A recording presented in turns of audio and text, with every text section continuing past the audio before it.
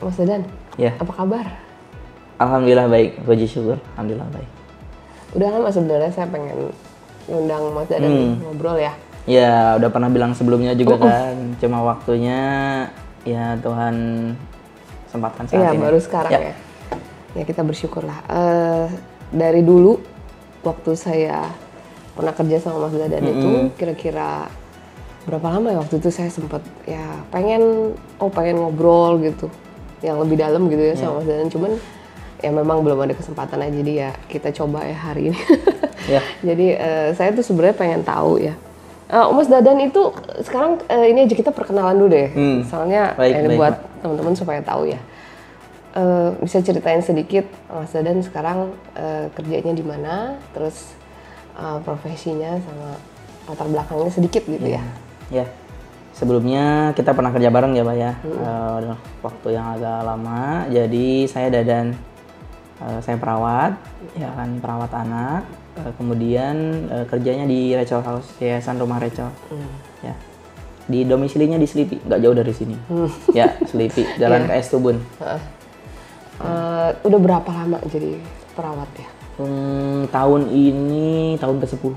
Oh, Ya, tahun ke-10. Oh, luar biasa. tahun ke-10. November tahun ini tahun ke-10, udah lama ternyata. Nggak berasa. 10 Ya, tahun, udah mau 10 nggak berasa tahun. ya. Ya. Dulu itu kenapa bisa kepikiran pengen jadi perawat? Dua hal ya. Nah, salah satunya nasihat orang tua. Gitu kan. Jadi beliau ya almarhum karena ibu saya udah nggak ada. Ya, ibu ya. Betul. Dua profesi katanya yang bisa banyak lebih terasa manfaatnya. Kalau nggak jadi pengajar, pendidik gitu kan, pendidik, guru, entah jadi guru apa aja, kemudian menjadi tenaga kesehatan gitu kan, yang bener melayani secara langsung kayak gitu. Makanya dulu saya bener mendalami tentang ngajar, ya ngajar les dulu sampai akhirnya jadi perawat kayak gitu. Jadi salah satunya mungkin doa orang tua gitu kan, arah doa ya, sampai akhirnya ya bangga itu bersyukurlah bekerja di bidang kesehatan juga. Dulu sebelum di Rachel tuh pernah di tempat lain juga beberapa kali? Pernah. Oke. Dulu bahkan sebelum saya kan dari SMA itu berhenti setahun ya, berhenti setahun. Ngambil les dan bantu kakak kerja gitu karena pertimbangan lain nggak bisa lanjut kuliah dulu. Itu ngajar-ngajar les. Itu kan private gitu, bantu kakak dari ibu saya juga karena guru, jadi bantu ngajar gitu sampai akhirnya kuliah kesehatan. Setelah lulus dari perawat, kerja di rumah sakit 3 tahun. Ya, jadi kerja di rumah sakit 3 tahun di bidang keperawatan anak. Jadi merawat anak-anak yang kondisi sakit walaupun bukan sakit berat sebenarnya. Ada satu kayak semacam panggilan tertentu untuk anak-anak atau enggak juga atau? Benar. Saya sering bilang saya itu lebih menyenangi anak-anak. Bukan berarti nggak menyukai orang dewasa, tapi lebih menyukai anak-anak aja gitu kan, yang polos, jujur seperti itu. Terlebih saya terlahir dari background keluarga yang banyak anak. Betul. Jadi saya itu 11 bersaudara juga. Yang ada 9 gitu kan. 2 udah meninggal. Jadi 2 adik saya udah meninggal karena kondisi sakit. Mungkin itu salah satu yang mendasari kenapa orang tua juga mengarahkannya tentang kesehatan. Kalau pendidikan karena kita punya satu lembaga pendidikan. PAUD.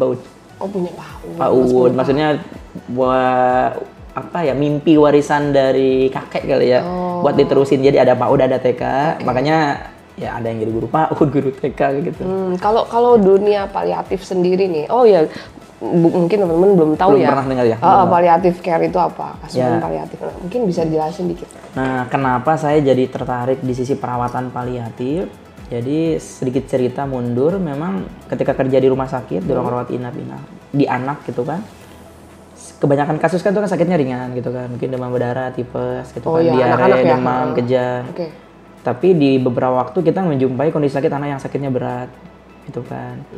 Saat itu ketika udah nggak ada sesuatu yang sifatnya bisa benar-benar memulihkan, saya tuh waktu itu nggak tahu mau ngasih respon apa, mau seperti apa. Jadi mau melakukan apa untuk anak itu gitu. Betul, Bingung, betul gitu kan. Tapi yang jadi menariknya gini, ada satu kepala ruangan rawat inap anak yang tahun 2011 itu udah 14 tahun tidak punya anak. Ketika ada pasien anak yang meninggal tuh, beliau tuh selalu nangis.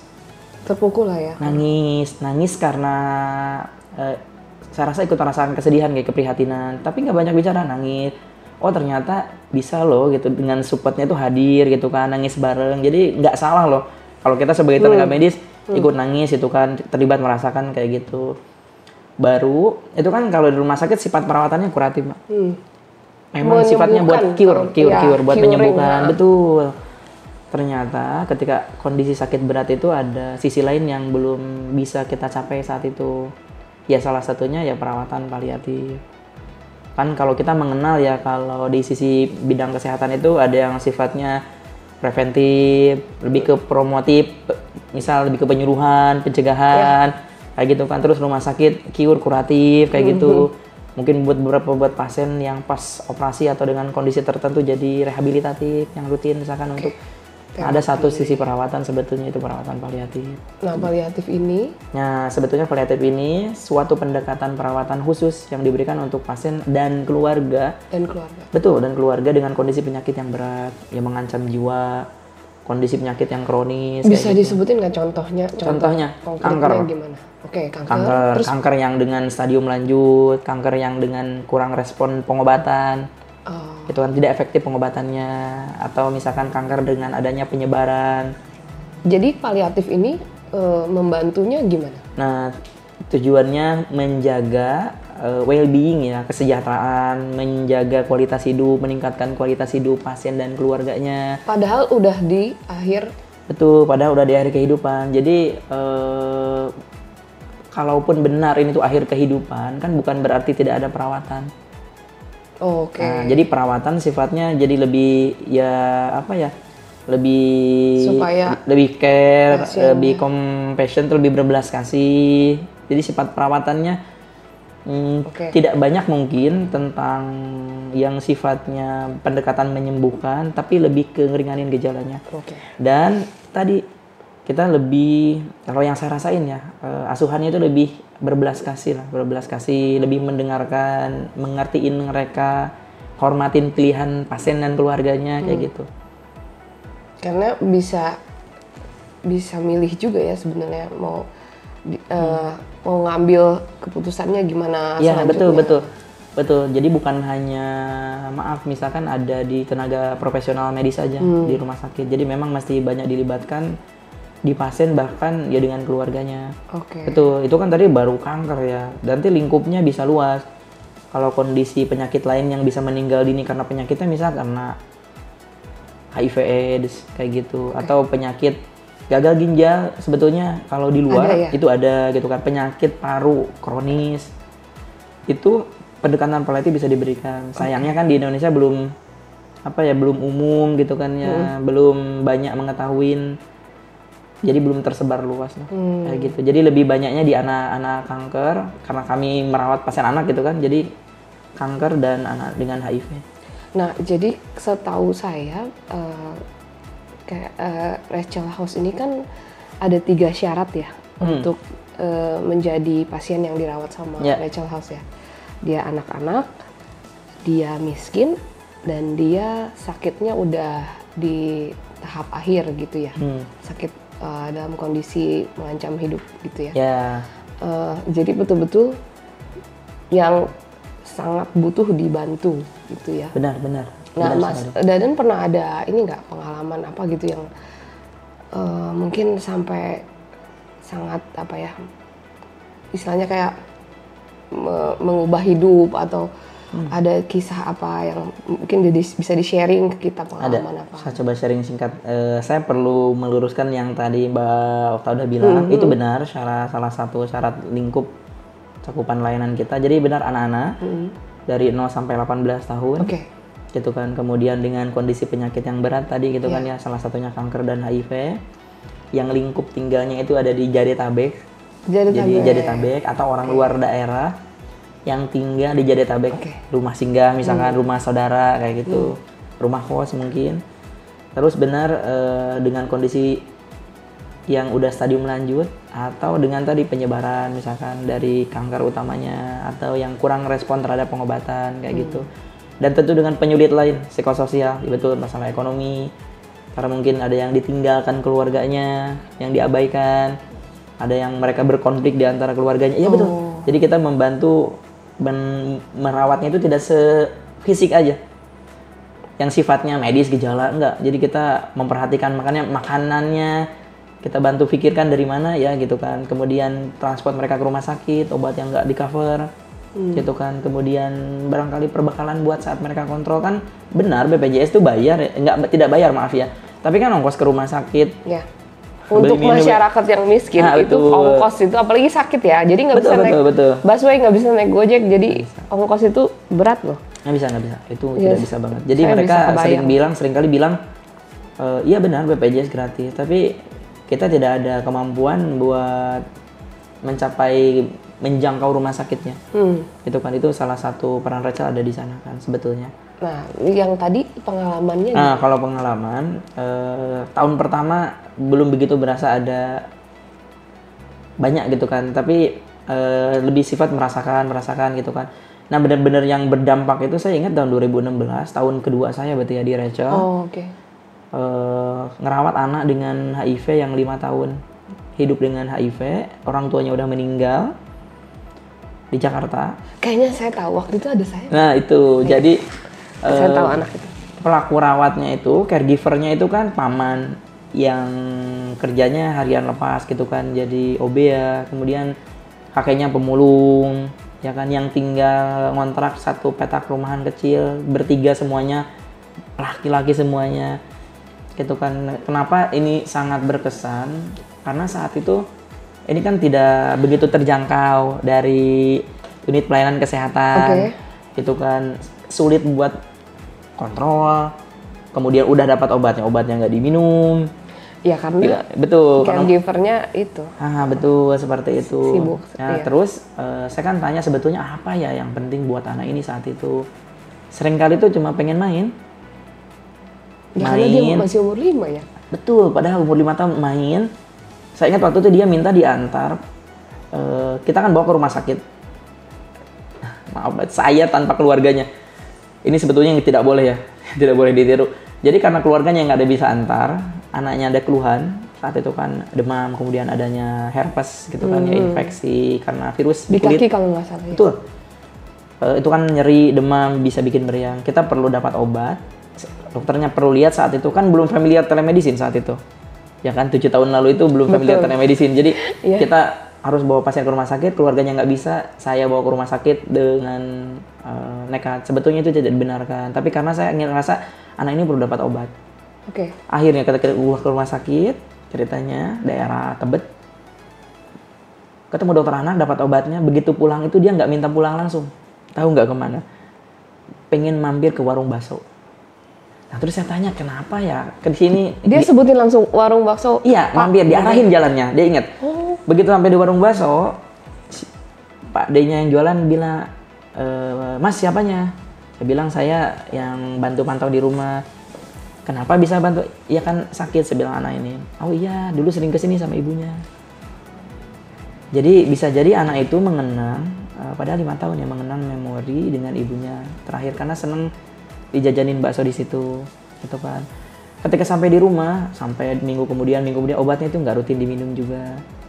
Ternyata yang penting buat anak itu tuh bisa jadi bukan pengobatannya gitu kan, lebih ke ada apa ya?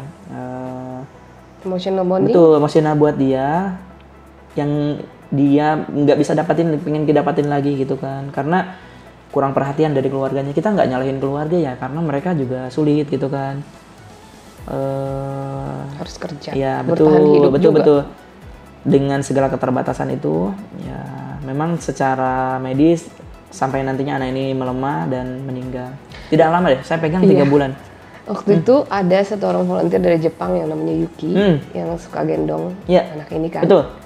terus diajak kemana waktu itu naik mobil, terus dia duduk di depan, terus dia Itu ke Taman Safari. iya Taman Safari ya. Kenapa? Nah itu dia, itu juga satu perjalanan jauh saya sebetulnya dengan pasien tanpa keluarga. Karena kan anaknya itu kan dia nggak tahu singa, ya taunya ayam. Oh Iya betul. Itu kan dia kan tahu nggak hewan. pernah kemana-mana kan? Dia cuma di rumahnya aja gitu. Nggak pernah kemana-mana, nggak ada teman hidup sendiri. Jadi kalau saya kunjungan rumah, ini padahal anak HIV ya, minta dimandiin saya mandiin. Saya pakai sarung tangan enggak? Kenapa harus pakai sarung tangan? Kan dia nggak ada luka, nggak ada darah. Jadi nggak ada resiko penularannya itu rendah. Jadi saya mandiin pakai tangan biasa, nggak apa-apa loh, mandiin. Ketika dia BAB, BAK, kita bantu bersihkan gitu kan. Dan anaknya senang. Jadi setiap kunjungan tuh kayak gitu. Minta mandiin, kita mandiin. Mandiin karena kebutuhan dasarnya mungkin nggak terlalu terpenuhi. Nah, balik ke yang tadi benar. Dia nggak begitu banyak kenal hewan gitu kan ya. Sampai akhirnya ada relawan yang ngajak itu ke Taman Safari. Dan itu keinginan terakhir dia. Jadi dia senang di sana sampai walaupun ya kelelahan di sana kan kayak gitu. 2 minggu kemudian pasiennya meninggal. Ya, saya ingat juga waktu itu setelah funeral gitu, pemakaman, Yuki tuh diem gitu. Ya. Diem aja seharian nggak gitu, nyangka atau gimana gitu. ya, karena memang gini ya, pasien yang Rachel House ASU perawat itu kan yang mendapatkan perawatan paliatif, nanti pendekatannya perawatan di akhir hidup, dari kebanyakan pasien yang kita pantau itu ya banyaknya meninggal. Dan kita memaknai meninggal itu kan sesuatu yang wajar ya kan, memang seseorang atau sesuatu yang hidupnya akan meninggal nantinya kan, jadi seperti itu. Dan yang bedainnya, oh ternyata apa yang saya pengenin di bayangan saya beda loh dengan yang pasiennya inginin gitu kan. Jadi ya udah, kita hormatin aja keinginan pasiennya gitu kan. Dan saya juga nggak nyalahin dia nggak minum obat, nggak nyalahin, nggak, itu pilihan dia. Cuma kita perlu ngasih tahu ke keluarganya bahwa dalam waktu dekat ya dia bisa lebih drop, lebih lemah, ya dia bisa meninggal karena kumpulan infeksi yang ada di badannya. Itu anak ini kena HIV itu dari orang tua berarti? Dari orang tuanya. Berarti itu kayak masalah sosial ya? Betul. Jadi anak-anak kan korban, bisa jadi orang tuanya juga korban kan, kita nggak tahu karena kehidupan yang sulit misalkan. Betul kan. Jadi kebetulan saya tahu. Jadi anak yang berkesan di itu salah satu yang berkesan banget. Karena kan di awal saya juga gimana ya, masih berproses belajar gitu kan ya, karena dulu kerja di rumah sakit, sekarang kerja di lebih ke lingkungan komunitas keluarga gitu kan, kan beda. Ada satu lagi, waktu itu saya juga sama Mas Dadan kunjungan ke rumah sakit di ini loh, di Darmais ini ya. Jadi kondisinya tuh kanker di wajah, kalau Mas Dadan inget ya. Terus itu sudah tinggal beberapa hari gitu, terus anaknya minta dia mau pulang kampung. Udah gitu ada kan kalau nganter pasien gitu yang lagi sakit kan harus pakai ambulan gitu ya. Nah, terus itu ya ada yang donasi gitulah dari teman saya. Kebetulan juga teman saya itu termasuk gercep gitu, termasuk sigap dia itu. Jadi dia bantu waktu itu untuk support dari transport. Terus setelah dia pulang beberapa hari kemudian dia meninggal, anak itu kalau nggak salah. Ya betul Mbak, jadi seringkali kualitas gitu kan terkait tadi kesejahteraan, kita bilangnya well-being ya, yang pasien inginkan itu beda dengan apa yang kita di bayangan kita gitu kan. Jadi bisa jadi itu tentang keluhan fisik, bisa jadi tentang kurang dicintai mungkin, ngerasa sendiri. Jadi sifat perhatiannya kita, kunjungan rutinnya kita sebagai orang lain, kan kita orang lain ya bukan keluarganya, itu tuh berdampak banget dan jadi obat. Jadi obat, ngerasa lebih dicintain mereka gitu kan, ngerasa lebih diperhatikan. Kita mau pulang aja mereka selalu nangis, minta kita jangan pulang gitu kan. Berdampak gitu. Jujur aja. Mungkin kita nggak bisa penuhin semua keinginan dia, kita nggak bisa penuhin misal makanan yang benar-benar bagus setiap hari. Tapi ketika kita kunjungan kan kita bisa bawain itu gitu kan. Ya memang kita juga ada keterbatasan lah, nggak bisa menyelesaikan semua masalah. Tapi setidaknya apa yang kita temukan saat itu bisa kita kelola, bikin anaknya lebih nyaman, senang kan, itu apa ya? kebahagiaan lah buat mereka. Kayak apa ya pemberian yang berharga gitu kan, mungkin dari Tuhan lewat jalan kita aja, ada orang-orang baik yang dukung kayak gitu ya. Jadi sekarang kalau dilihat-lihat ya udah beberapa tahun ini pasien kebanyakan meninggal atau gimana? Meninggal. Jadi selesainya asuhan paliatif ini pasiennya meninggal. Tapi kan nggak selesai saat pasiennya meninggal. Jadi kan, nah ini yang uniknya perawatan paliatif itu, mengasuh keluarganya pasca pasiennya meninggal atau pasca kematian. Jadi yang ada dukungan, ada asuhan masa kedukaan berkabung. Ada yang sebulan, 2 bulan. Jadi kita kunjungin orang tuanya atau keluarganya yang merawat ini pasien 2 minggu sekali, ada yang 3 minggu sekali kita lihat gimana ya proses kedukaannya. Sulit tidak gitu kan. Ada yang jadi tidak biasa ya, misalkan cenderung respon kedukaan yang nggak wajar gitu kan. Karena ada beberapa yang nantinya jadi perlu psikolog. Bahkan ada setelah kunjungan psikolog ini perlu konsul psikiatri. Karena udah gangguan pola tidur, nggak makan, kurang semangat, kesedihan yang dalam, betul-betul rasa sesal yang yang dalam kayak gitu, ngerasa betul bersalah banget. Itu padahal sebetulnya kadang nggak gitu juga. Nggak gitu juga. Gitu yang menarik, jadi asuhan paliatif ini nggak selesai ketika pasiennya meninggal karena masih ada keluarganya. Nah gitu. Sampai akhirnya nanti henti layanan atau discharge. Dan kita nggak ada kunjungan langsung, paling ya komunikasi aja. Nah Mas Dadan, ini saya mau nanya ya, kalau saya pernah denger di YouTube gitu, ada satu perawat, dia walaupun bukan paliatif ya, dia karena banyak melihat orang sakit gitu ya, orang-orang yang menderita, jadi dia itu dia punya metode self care sendiri gitu. Jadi dia itu kalau udah sampai rumah, karena ini orang Amerika gitu, dia nyetir kan pulang shift malam gitu, dia sampai rumah udah malam, sebelum dia masuk ke parkiran rumah, terus sebelum dia turun dari mobil, dia setel musik dulu kenceng-kenceng, terus dia nyanyi gitu di mobil itu, dia nyanyi sampai dia puas gitu, mungkin sekitar setengah jam atau ya beberapa menit gitu ya. Habis itu begitu dia udah merasa lega, baru dia dia udah siap nih ngadepin anak-anak gitu ya, maksudnya ketemu anak-anak, terus baru dia turun. Nah itu dia salah satu bentuk mungkin rilis dia gitu ya. Kalau Mas Dadan gimana? Itu penting. Nah, itu penting. Sepertinya di setiap lingkup kerjaan kita perlu itu ya. Jadi apalagi kita yang memberikan pelayanannya itu jasa, misalkan ya pelayanan jasa medis atau apa, kan itu penting. Apalagi dengan kondisi penyakit yang berat tadi kan ya. Karena guru kita bilang kita tuh hadir sengaja kayak nyemplung di lingkaran yang begitu rumit banget yang ada di pasien dan keluarga gitu, kompleksnya masalah. Benar, jadi kita perlu ngerawat diri kita. Benar kan, kalau kita punya segelas ya kasih sayang gitu kan ya buat pasien, buat keluarga, buat semua, tapi ketika dikasih kan habis ya, kitanya juga jadi kelelahan kan ya, kelelahan secara fisik, barangkali kelelahan secara mental misalkan. Itu penting. Kalau ditanya saya self care-nya apa, betul perlu waktu sendiri salah satunya. Me time. Betul, perlu waktu sendiri. Introvert pasti. Entah itu tidur, entah kadang baca komik gitu kan. Kalau main game jarang. Nulis. Main game kalau buat saya tambah stres. Makanya saya juga bukan tipikal yang main game, jujur aja. Di HP saya juga nggak ada gamenya. Oh jadi Ya lebih ke mendengar musik, paling nulis kayak gitu. Lebih banyak sendiri. Atau kalau lagi mumet-mumet banget, naik motor malam-malam mungkin sama, tapi nggak sampai setengah jam ya, keliling-keliling, nggak beli sesuatu, udah seperti itu aja. Jadi lebih senang itu, karena kemana-mana seringkali kan naik motor, jadi begitu aja. Itu salah satu yang rutin banget. Kalau yang lain kan banyak. Kalau menambah mengisi hati kita gitu kan, dari rasa capek itu bisa dengan ibadah misalkan, bisa ketemu keluarga, ketemu teman, itu juga bisa mengisi kan sebetulnya. Tapi kalau yang sifatnya tadi personal tuh sendiri, kita perlu waktu sendiri. Sama menulis. Menulis apa? Menulis, journaling ada, misalkan nulis tentang pasien, diajarin soalnya. Oh gitu, sama untuk guru ya. Dikeluarin gitu ya? Dikeluarin, ntar capeknya, marahnya, atau keselnya. Itu dari kapan?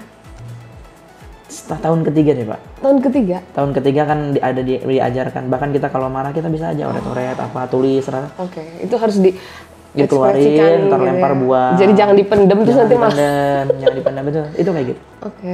Ya journaling. Saya juga banyak note di HP saya juga banyak note, banyak catatan yang sifatnya itu membantu. Sekarang lagi pegang berapa pasien? 10. Yang ditanami. 10. Pasien. Waduh. Jadi setiap hari kunjungan? Kunjungan. Kemarin kunjungan 3 titik, hari ini 2. Hari ini 2. Yang ke mana? Ke Priok? Tanjung Priok sama tadi itu saya ke Cawang. Ke Cawang. Ke Cililitan ya Cawang. Lagi pada jauh-jauh semua ininya? Enggak terlalu jauh. Dulu sampai Bekasi kan, sampai Bekasi, Cibitung, Depok. Jadi sekarang ini nggak terlalu jauh. Ya lumayan lah ya Tanjung Priok, tapi nggak terlalu jauh. Bukan yang terjauh banget. Kayak gitu. Oke. Saya tuh inget sama Bu Novi ya, karena Bu Novi orang hukum, terus dia di Rachel, terus udah gitu dia memperjuangkan kalau nggak salah itu tentang morfin ya, supaya boleh digunakan sama anak-anak yang sakit berat. Karena kan di Indonesia ini morfin itu masih dipersepsikan sebagai obat yang adiktif dan terlarang gitu ya. Nah itu udah sampai mana ya prosesnya? Saya rasa lebih mudah didapatkan sekarang. Oh gitu. Lebih mudah didapatkan, lebih aware dokternya juga, betul. Kan perlu waktu, perlu diberikan kesadaran, pengetahuan, sama kan dengan perkembangan ilmu pengetahuan. Dan untuk nyeri-nyeri berat, kita bilangnya misal cancer pain gitu kan ya, severe pain gitu, nyeri yang sangat berat, bahkan yang nyerinya bukan hanya nyeri fisik gitu, bahkan nyerinya bukan hanya nyeri fisik soalnya. Orang nyeri itu bisa karena tadi ngerasa diabaikan gitu kan ya, nggak ada yang dengerin, nggak punya sesuatu, padahal ingin sesuatu, itu kan bisa buat nyeri ya. Soalnya bisa kehilangan hubungan, kehilangan peran, itu kan anak nggak bisa main, itu kan sakit, menyakitkan. Kalau memang udah ngumpul kan jadi kita bilangnya total pain ya, atau ya suffering. Itu kan itu sampai ya. Nah, morfin ini bisa meredakan untuk yang sifatnya nyeri fisiknya. Ya, sebagian. Betul, benar. Jadi itu lebih mudah didapatkan untuk saat ini. Ya memang benar itu kan golongannya opioid ya, analgetik kuat, narkotika. Tapi kan di penggunaannya medis dan itu udah ada aturan yang baku jelas bisa digunakan dengan pemantauan yang ketat. Bahkan udah ada sertifikasi halal deh dari MUI. Setahu saya untuk yang muslim. Dulu kan saya juga tanya, ini boleh nggak? Betul. Puji syukur udah itu. Udah ada, betul. Walaupun pemantauannya masih dipantau, penggunaannya masih dipantau karena kan itu kontrol drug gitu kan. Betul. Jadi benar-benar dipantau. Kalau udah nggak habis ya dikembalikan ke rumah sakit kayak gitu, atau dibuang gitu kan. Dibuangnya misalkan disiram di air, di kloset kayak gitu, mesti dibuang karena takut disalahgunakan kan. Iya betul juga sih, bisa bahaya soalnya kalau bukan penggunaannya bukan untuk kelola gejala misalkan medis, nyeri atau sesak, nyeri berat atau sesak, kan bisa bahaya dalam penggunaan yang dosis yang besar. Bahaya, bisa membahayakan orang. Kalau melihat kembali ya ke 10 tahun ini gitu ya, apa yang Mas Dadan, pelajaran apa yang diambil di dalam hidup Mas Dadan gitu ya, melihat pasien yang selama ini, pengalaman merawat mereka gitu. Jadi itu yang membuat saya kerja lebih lama. Dulu kan saya ditanya berapa lama sih kira-kira kerja gitu kan di bidang ini. Paling 3 tahun saya bilang kan. Kebanyak orang juga 3 tahun, 5. Kenapa 3 tahun? Ya karena pembelajaran yang waktu itu tuh metode kurikulumnya yang didapatin selesai itu 3 tahun. 3 tahun. Jadi saya perlu belajar semua dulu deh gitu kan. Baru nanti bisa ngerasain apa ya. Kenapa saya mesti di sini? Apa yang membuat saya di sini? Nilai apa yang saya dapat kayak gitu kan.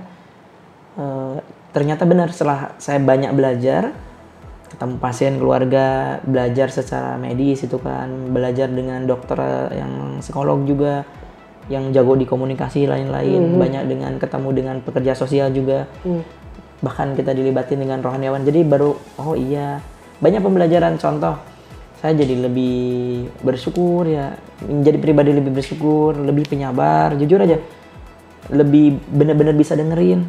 Dulu misalkan bosan dengerin, sekarang masa ya saya tahu di pasien sabar. Di pasien itu bisa lebih lama. Saya di pasien bisa 5 jam. Serius tuh kan. Cuma kan orang bisa aja bosan, tapi 5 jam tuh buat dengerin cerita kan gimana ya, Iya. tapi itu pernah saya lakuin gitu kan. Jadi kan seringkali bedanya banyak orang yang nggak beruntung gitu kan ya, dengan udah sama kondisi sakitnya berat, kehidupannya sulit, dukungannya nggak ada, support misalkan dari negara juga belum adekuat ya gitu kan, karena by system Jadi misalkan. semuanya susah Betul, gitu. susah. Apalagi kan pasien-pasien yang tadi maaf ya dengan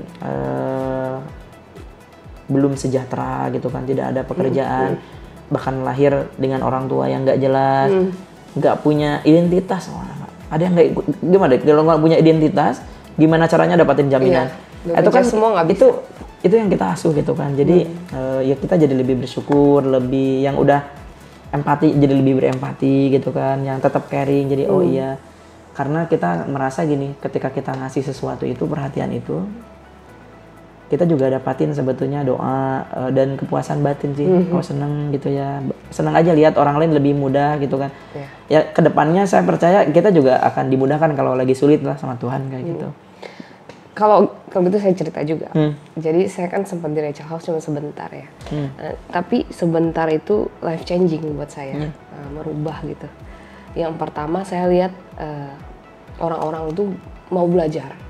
Saya kan mikirnya, udahlah saya mah pendidikannya segini aja gitu kan ya, udah bisa lah gitu. Masih banyak orang lain yang lebih di bawah dari saya gitu ya pada waktu itu. Tapi setelah saya lihat gitu ya, teman-teman perawat itu yang belajarnya sampai kayak gitu. Belajar betul. Tiap hari belajar. Ya ampun iya, saya aja jadi nambah ilmu gitu, dan ilmunya itu saya jadi tahu gitu, oh teman-teman perawat ini kayak begini kerjanya gitu. Sampai ilmu medis gitu kan, waktu itu saya dan bukan hanya tentang medis kan. Iya. Ya, melingkupi psikologi gitu. Jadi saya merasa belajar itu bisa memperkaya. Semenjak dari itu saya jadi suka belajar. Itu satu.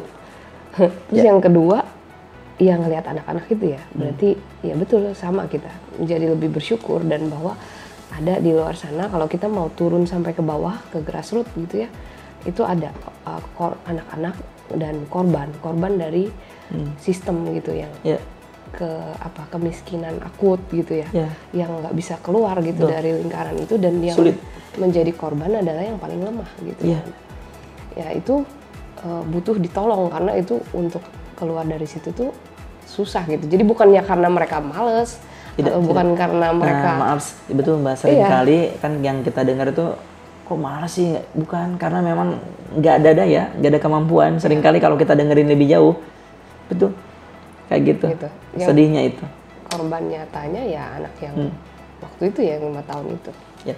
Makanya kita juga, buat saya pribadi ya ngerasa benar-benar diajarkan kita yang benar-benar berubah itu kayaknya tidak pernah yang menghakimi, cepat menilai gitu kan, itu udah jauh deh. Dan itu kan hadiah ya buat saya pribadi. Oh iya beneran deh, karena banyak merubah, ngerasa jadi lebih baik aja dan pengen tetap lebih baik kayak gitu kan, belajar betul kayak gitu, ketemu orang-orang baik juga ya, itu luar biasa ya. Ya mungkin moga-moga ya obrolan kita nih hari ini bisa membantu, menginspirasi gitu ya Mas Dadan ya, menginspirasi teman-teman semua yang dengerin supaya mungkin bisa lebih banyak berasa sama sesama, bisa saling menolong. Dan titik bantuannya itu kan nggak mesti materi ya Mbak. Jadi saya perlu sharing, ada orang cukup datang gitu kan, ada yang relawannya itu ngajar ke rumah, kan ada yang nggak bisa baca pengen belajar, udah nggak bisa sekolah. Jadi kita sempat cariin misalkan relawan pengajar yang nggak mesti tiap minggu, tergantung kebutuhannya aja, misalkan 3 minggu sekali, sebulan sekali ada.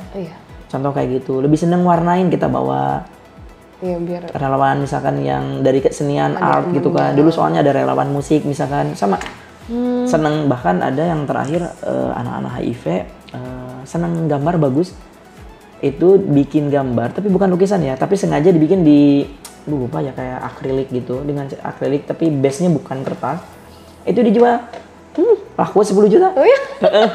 Dan uangnya dikasih ke mereka, tapi kan nggak rutin gitu ya kan. Itu sifat ngasihnya bertahap, karena takutnya habis begitu aja gitu kan. Jadi pemberiannya bertahap, ada belum pas pandemi 2022 deh. Oh, itu luar biasa. Kan itu bagus kayak gitu. Ada yang senang bikin kerajinan, misalkan diajarkan bikin kerajinan.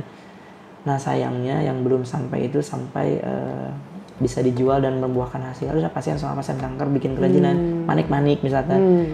Sayangnya itu belum tersampaikan. Jadi bisa aja kan dari bantuan atau arahannya itu nggak mesti materi tapi bisa ilmu, keahlian gitu kan ya. Kunjungannya juga kan bisa jadi bantuan support buat mereka, dan itu kan nggak mesti sama orang medis soalnya. Ada yang sifatnya mungkin guru, bahkan pekerja yang umum gitu kan ya. Bahkan kita juga menjumpai relawan itu dokter gigi, mahasiswa, psikolog. Jadi gitu di kan ya, tengah-tengah apa ya, kegelapan ini ya bisa dibilang gitu, sesuatu yang sedih banget gitu, kita bisa ketemu hal yang indah juga gitu ya. Hal yang baik, hal yang bahkan kita bisa menemukan joy. Saya sendiri, bukan kata saya ngajak relawan ngomongin itu tentang kematian. Pasiennya kan udah berat, tapi membicarakan tentang kematian itu di versinya dia jadi menarik, juga nggak nakutin gitu. Iya, oh ya nanti saya kalau meninggal dimakaminnya di sini gitu kan ya, dekat rumah, mau meninggal mau ini. Jadi ada sampai pada titik itu, jadi lucu gitu kan. Iya, jadi masih ada joy dalam gelapnya tadi yang bilang sedihnya mereka misalkan ya, capeknya mereka. Dan itu menarik. Oke. Saya pribadi merasa di dalam hidup saya ketemu beberapa orang yang betul-betul saya salut dengan pelayanannya gitu ya. Salah satu diantaranya ini adalah Mas Dadan ini. Terima kasih. Ya. Yang dari dulu saya kagumi dan menurut saya memang langsung ketemu orangnya. Kalau saya boleh meng-quote ya, Bapak Paus Franciscus waktu itu pernah bilang, kalau mau melayani orang miskin, turun ke bawah, ngobrol sama orangnya, dengar ceritanya, lihat matanya. Jadi komunikasi secara personal gitu. Ya itu suatu quote yang bagus yang mungkin moga-moga bisa menginspirasi kita semua ya. Iya. Jadi harapannya apa nih Mas Dadan ke depannya? Ada harapan apa? Yang mungkin untuk Rachel House, untuk pengobatan paliatif gitu, atau gimana? Kalau yang sifatnya personal, mohon doa juga ya. Tahun ini saya mau lanjut pendidikan. Serius. Oke. So, udah banyak yang doain guys. Mau beresin profesi. Lagi sambil cari ini mungkin di Wingkup Jakarta, itu pertama. Kedua, saya juga kan sekarang lagi melatih beberapa perawat baru gitu kan. Memang kalau pengembangan dengan kampus belum ada yang berulang, tapi kalau yang magang ada beberapa gitu kan. Sebetulnya ya harapannya banyak orang yang lebih paham, lebih mengerti, bisa terlibat sebetulnya ngambil bagian. Kan nggak mesti banyak ya, kecil itu bisa banyak, bisa banget manfaatnya betul kalau banyak yang terlibat kayak gitu kan. Seperti itu harapannya sih. Asuhan yang seperti ini tuh yang berbelas kasih, misalkan yang lebih holistik, membantu mereka yang benar-benar sulit itu bisa lebih luas, lebih banyak yang terjangkau, karena nyatanya banyak kan, banyak yang membutuhkan banyak gitu kan, betul. Tapi nyatanya kan Rachel juga nggak cukup melingkup semuanya, betul, karena keterbatasan tenaga juga, seperti itu Mbak. Ya, terus ada yang kalau memang kita udah pada selesai nantinya kan tetap ada yang lanjutin ini. Sayang gitu kan, jadi ada mendelegasi ya, regenerasi, ada yang nerusin kayak gitu, penting. Itu jadi penting. Dan di Indonesia juga kan pembelajaran di kuliah udah bagus soalnya, udah masuk kurikulumnya, udah ada untuk S2-nya udah ada. Beberapa tahun terakhir perkembangannya bagus. Bahkan secara ke sistem peraturan juga udah ada peraturannya kan, terus diperbaharuin. Gitu kan. Di Indonesia juga udah mencakup ke kayak undang-undang keperawatan kayak gitu. Udah masuk ada. Banyak kemajuan. Dan itu banyak kemajuan. Ya walaupun memang tidak bisa ideal untuk di daerah gitu kan, belum pelaksanaannya karena baru di perjalanan, baru di kota besar, betul. Kayak gitu. Oke. Ya kalau gitu saya terima kasih banget nih Mas Dadan mau datang hari ini. Sama-sama, terima kasih juga udah dikasih kesempatan buat sharing. Iya, saya juga makasih banget juga buat Rachel House yang terus berjuang untuk menyebarkan asuhan paliatif dan juga terus menginspirasi ya semua orang. Ya, semoga ya kita doakan semoga asuhan paliatifnya semakin berkembang gitu. Amin. Oke. Ya. Kalau gitu sampai jumpa teman-teman di podcast berikutnya. Sampai jumpa. Terima kasih.